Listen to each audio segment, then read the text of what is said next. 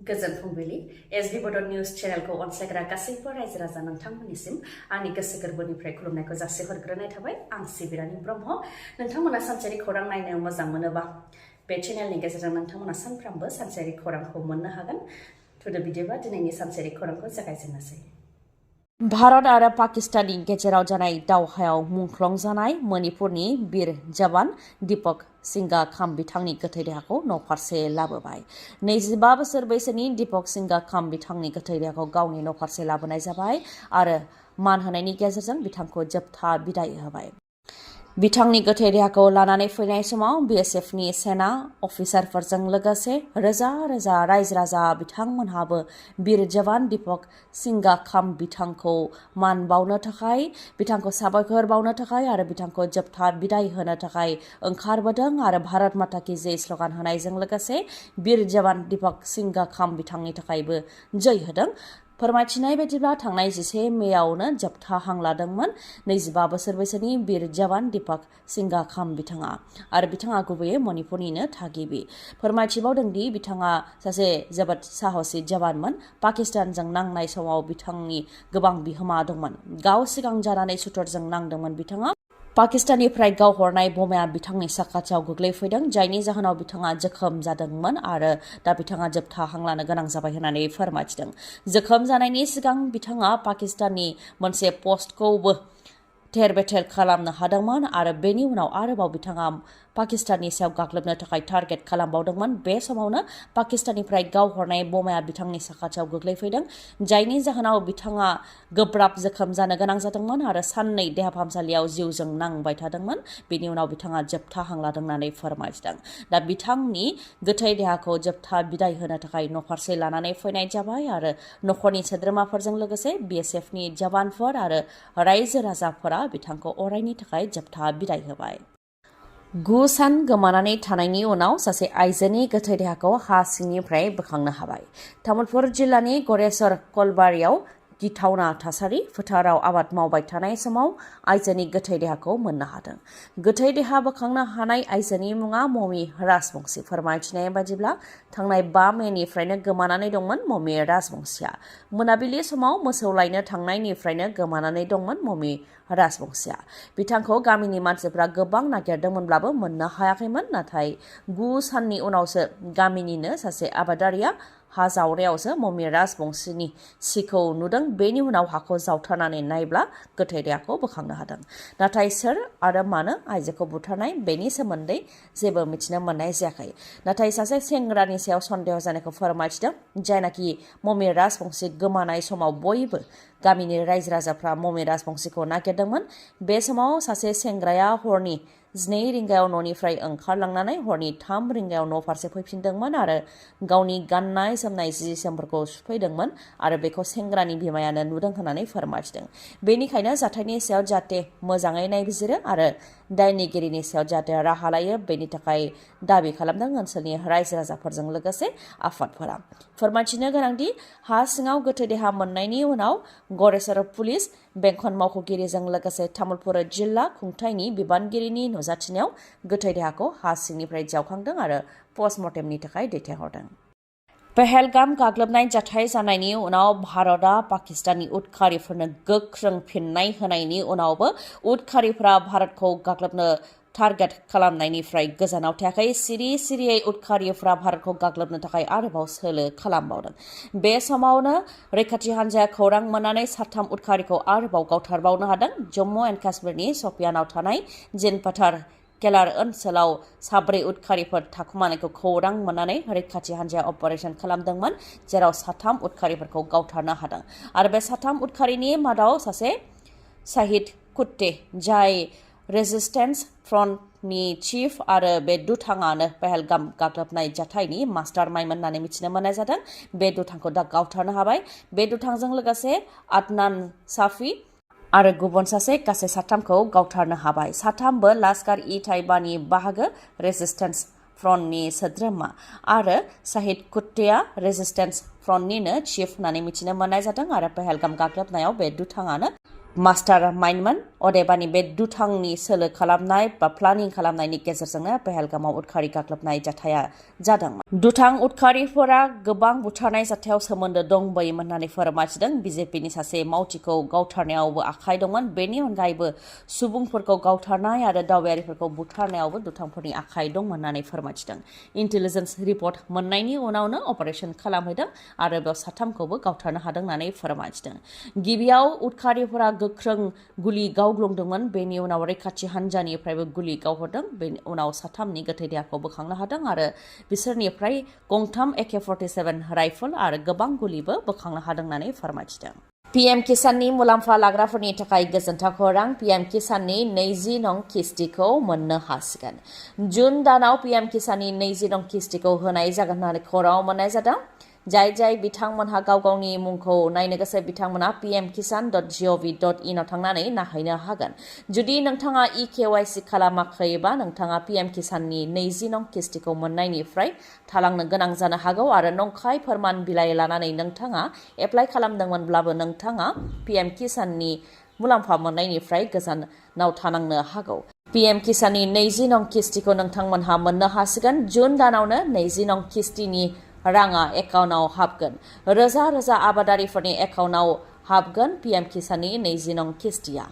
Central board of secondary education CBSE आ थाखो 10 नि फिथाइखौ फोसावनानै होबाय। मैयानि सानाव थाखो 10 नि फिथाइखौ फोसावनानै होबाय, जेराव देग्लाय 93.66% फरायसाफ्रा उथ्रिसार जानो हादों। थांनाय बोसोरनि रुजुनायाव 0.06% बांसिन फरायसाफ्रा देग्लाय उथ्रिसार जानो हादों। थांनाय बोसोराव गासै 22,81,812 फरायसाफ्रा रेजिस्टार खालामदोंमोन। बेनि मादाव 22,38,827 फरायसाफ्रा आनजादखौ होदोंमोन। बेनि मादाव 20,95,467 फरायसाफ्रा उथ्रिसार जानो हादों, जाय 93.60%। 2025 आव 23,85,079 फरायसाफ्रा रेजिस्टार खालामदोंमोन। बेनि मादाव 23,71,939 फरायसाफ्रा आनजादखौ होदों। बेनि मादाव 22,21,636 फरायसाफ्रा उथ्रिसार जानो हादों, जाय 93.66%। आरो रिजन हिसाबै देग्लाय त्रिबान्द्रामाव बयनिख्रुइबो बांसिन फरायसाफोरा उथ्रिसार जानो हादों, 99.79%। विजयावादायावबो 99.79%, बेंगालुरुआव 98.90%, बेबायदिनो गुवाहाटियाव 84.14% फरायसाफ्रा थाखो 10 आव उथ्रिसार जानो हादों। CBSE हायार सेकेन्डारिनि फिथाइखौबो फोसावनानै होबाय, जेराव 88.39% फरायसाफ्रा देग्लाय उथ्रिसार जानो हादों। रिजन हिसाबै विजयावादायाव 99.60% फरायसाफ्रा उथ्रिसार जानो हादों। त्रिबान्द्रामाव 99.32% फरायसाफ्रा उथ्रिसार जानो हादों आरो बेबायदिनो गुवाहाटियाव 83.62% फरायसाफ्रा उथ्रिसार जानो हादों। बड'फा उपेन्द्रनाथ ब्रह्मखौ लाजि फोनांनाय रनजित देखानि हेंथा दासिमबो जेबो आयेननि राहा लानाय जायाखै। बड'फा उपेन्द्रनाथ ब्रह्मनि मुङाव जेब्ला दिल्लीनि कैलाश कल'नियाव दोंसे लामा बेखेवनाय जादोंमोन आरो बिथांनि मुसुखाखौ बेखेवनाय जादोंमोन, बे समावनो रनजित देखा मुंनि सासे सुबुङा बड'फा उपेन्द्रनाथ ब्रह्म बिथांखौ उदखारिजों रुजुनानै बायदि रावै सोंखारिदोंमोन। बेखौ लानानै all Assam tribal students union, Bodoland जनजाति सुरक्षा मन्च आरो बनसुआ गुबुन गुबुन पुलिस थाना जेरै क'क्राझार, उदालगुरि, बाक्सा बायदि पुलिस थानाफोराव एफआइआर होदोंमोन, नाथाय दिनैसिमबो पुलिसआ दुथांनि हेंथा आयेननि राहा लायाखै, अदेबानि एरेस्ट खालामाखै होननानै फोरमायथिदों दावराव देख्रेब नार्जारि बिथाङा। बेनिखायनो दुथांनि हेंथा कर्टआवबो थांगोन होननानै फोरमायथिदों। प्रमद बर'आ गोसो जायोब्लानो एरेस्ट खालामनो हायोमोन, नाथाय दिनैसिमबो एरेस्ट खालामाखै होननानै फोरमायथिदों। जायनाखि माखासे दैदेनगिरिफोरा बड'फानि मुं लानानैनो बिथांनि सान्थौजों सोलियो होननानै बुङो आरो दिपेन बर' बिथाङाबो फ्राय बड'फा उपेन्द्रनाथ ब्रह्मनि मुं लायो, नाथाय बड'फा उपेन्द्रनाथ ब्रह्मनि अलखद समाव बिथांखौ गाज्रि रावै सोंखारिनाय, बर' हारिखौ लाजि फोनांनाय समाव बिथाङा मानो सिरि, बेयाव सोंथि बेरखांदों होननानैबो बुंथियो दावराव देख्रेब नार्जारि बिथाङा।